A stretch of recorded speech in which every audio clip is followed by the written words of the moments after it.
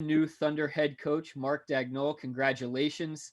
Thank you so much for joining me. And I know our fans in Oklahoma and all over the world are excited to get to know you as a person, learn more about you and maybe what's important to you in terms of your vision for the team.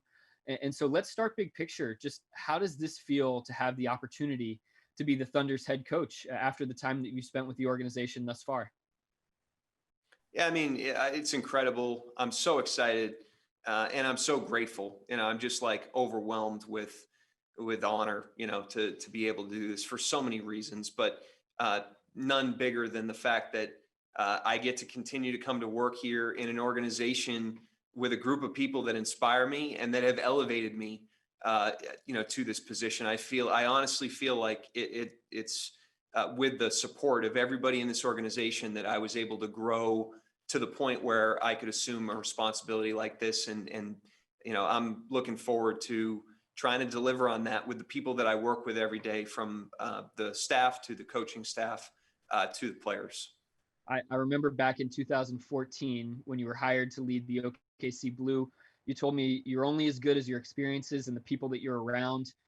Let's just look back at working under a guy like Jim Calhoun. You mentioned Ralph Willard, Billy Donovan, and all the players, the professionals that have come through the programs at UConn and University of Florida in particular. Uh, how did those experiences shape you before you even got to the professional level? Well, I would say that they've shaped me more on a personal level than they have on a professional one. And when you're trying to get into basketball, it seems distant, and the players and the staff members seem larger than life. And what I would say is, when you have the honor of being in it every single day, what you learn is that these are people, and there's personal qualities that each person has can explain why they've gotten to where they are in their career. And those have been the biggest lessons that I've taken, is just the great people that I've had the opportunity to work with. And all the, it's just, you're really just a byproduct of the environments you're in, especially when you're learning and when you are young in your job or young in life. So much is environmental. It's why our environment here is so important to us, because we understand that. We understand that every environment can tap into the best or the worst of a person. And we want to make sure that this is a place that when people walk in the door every day, the environment is pulling the best out of them, and they're sewing that back into the environment so everybody else can benefit from it. There's that culture building for sure. And as you were hired at age 29 to head coach the Blue, and you've worked with the Thunder as an assistant now, you were down in Orlando in the bubble. You've had a lot of different experiences at this pro level. I guess, what have those done for your understanding of the NBA game, the X's and O's, what has to happen on the floor? Yeah, I mean, I've been fortunate. I've been in a lot of different situations, and I've had access. That's what one of the real benefits of the relationship between the Blue and the Thunder, and the how gracious the coaching staffs were with the Thunder over our time here with the Blue, and then also Sam and the organization's vision for how that program should work. So that's been the coolest thing. Is there's been a lot of different situations that the teams have been in. And you have to navigate, the league is so competitive. Everybody's just trying to beat the tar out of each other every single day. And, it forces you into a ton of dilemmas, and you have to really problem solve, and it's really hard. And so you need a lot of good people that are willing to really pull together and work together on those problems and find good solutions to put the players in the best positions to be successful. And that's true for when you're preparing for a season like we are right now, or when you're in the playoffs and a team makes an adjustment that you didn't expect, and you got to be able to pivot on the fly. And having the exposure that I've had to those situations, I'm extremely grateful for that. You mentioned, putting players in positions to succeed, and think back to your time with the Blue, and you kind of had two core philosophies to help guys from a mental standpoint, and they were be where your feet are and just a culture of gratitude. Will you sort of explain the meaning behind those two core ideals, and maybe whether those are things that you'd like to continue here with the Thunder? Yeah, I'd like to continue those things forevermore. You know, I think those are critical life ingredients to leading a fulfilling life. And so I don't think they're basketball or level based NBA or G League. You know, the gratitude piece, and I've said it many times today, but you know, there's a ton of research, and I feel it in my life, and I know players and staff members have felt it, that your day's just better when you count your blessings and when you are willing to look at the things that you're grateful for. And it's easy to get lost in your day and to get lost in your job and to feel sorry for yourself. But at the end of the day, there's always a reason to be grateful. And there's usually many reasons to be grateful. And, you know, professional basketball is hard, and these guys are competitive and they're ambitious, and not every day is easy. And that's one thing I always wanted to try to share with the teams that I coached, is that, you know, these days may be hard, and you may not be getting exactly what you want at the exact time that you want it, but there's always time to tap into inner gratitude, and you're going to feel better and you're going to perform better when you do that, even though that's not the reason to do it. And then with Be Where Your Feet Are, you know, I was coaching a lot of players that, you know, are in unstable ground in their careers. You know, they don't know where they're going to be a year from now. Professional basketball is really, really hard, and it's a great life. I don't think anybody that's in it would trade it in for the world, but it doesn't make it easy. And I think sometimes we can think of it as being easy, and it's not easy to play, and it's not easy to try to build a professional basketball career.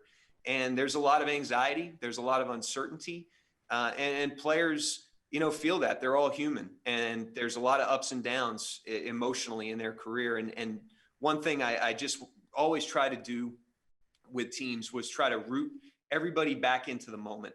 You know, we cannot control what already happened, and we cannot control what's about to happen, but we have this moment right now. Breathe it in, embrace it, do the best you can in it, be fully present with it. And if you stack moment after moment after moment after moment, then your future will unfold in a way that will benefit you. And if you combine those two things, that presence of being where your feet are and that gratitude, I think it leads to a more fulfilling life. And if I feel that way, I don't see why I wouldn't share that with every single person I work with or every single player I coach. In particular, with that presence, that just had to be so crucial in the G League, where roster turnover is constant. And as we've seen in the NBA, I think that churn is continuing to happen even more and more, where just rosters each season are going to look slightly different. You are very familiar with the players that are on this current Thunder roster. And as you begin to embark on being, you know, the head coach of this team, balancing, you know, tailoring things to the players that you have, in addition to kind of a philosophy, a basketball approach that you'd like to see, how do you begin that from a coaching standpoint of balancing those two ideas at the same time? Yeah, I think, you know, that's the challenge for every coach in every situation. You know, I think it starts with finding the things that are timeless and finding the things that transcend uh, who's on the team, how old the players are, what the talent level is, what level you're coaching at. And those are, you know, what are your organizational standards?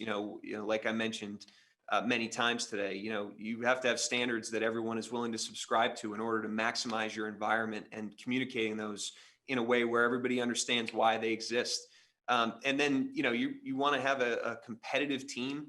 You want to have a team that's connected. You want to have a team that's intelligent and present in the game. You want to have a team that's analytically efficient and that executes. And, you know, those things transcend any player, any team. That's just how a player or a team goes from their floor to their ceiling. And so, you know, I think establishing those things as a foundation then allows you to go and treat every single individual person as the unique and individual person that they are.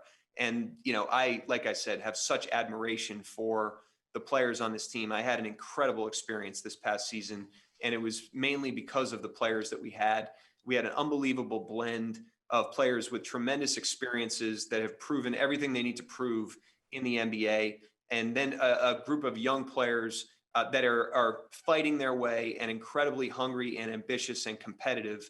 And the team really, you know, was better than the sum of its parts. And so it was inspiring to be a part of. I gained a lot of energy by being around those guys, and I admire them all tremendously for many different reasons. But, you know, the one thing, going back to being where your feet are is like everybody's 0-0 right now. The score is always 0-0 before every game. So we can't rest on last season, and we need to continue to build that, and we need to continue to embrace whatever moment we're in. Last thing for you, you're hearing from players, from colleagues, from family, friends, congratulating you today. I'm sure you're going to soak it up. But as you move forward in the next few weeks, what does your workflow look like to get prepared for that very first day of practice, your first time getting to hold that clipboard in front of an NBA team as the head coach?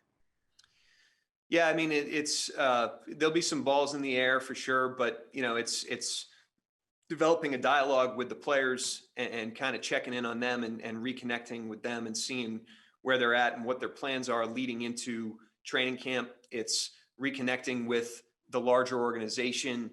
We have a robust organization with a lot of really talented people. And in order for them to unleash their talent, they need to feel like they can empower our coaching staff and our players, and they need to feel like our coaching staff and our players are going to empower them, and making sure that that is in a really good place is a high priority. And then, making sure that our coaching staff, without being hasty, making sure that our coaching staff is built in a timely manner with people that share the organizational vision and that are going to sow into the players every single day when they come to work. And so we'll be doing all those things simultaneously. Obviously you've mentioned the window of time, but I have a lot of confidence that we'll be able to get that done because of the group of people that we have working on it. Mark Daigneault, the very first NBA head coach to have also been the head coach of that team's G League affiliate. Congratulations on becoming the Thunder's next head coach. We are all looking forward to seeing you get to work. Thank you, Nick. Thanks for joining me.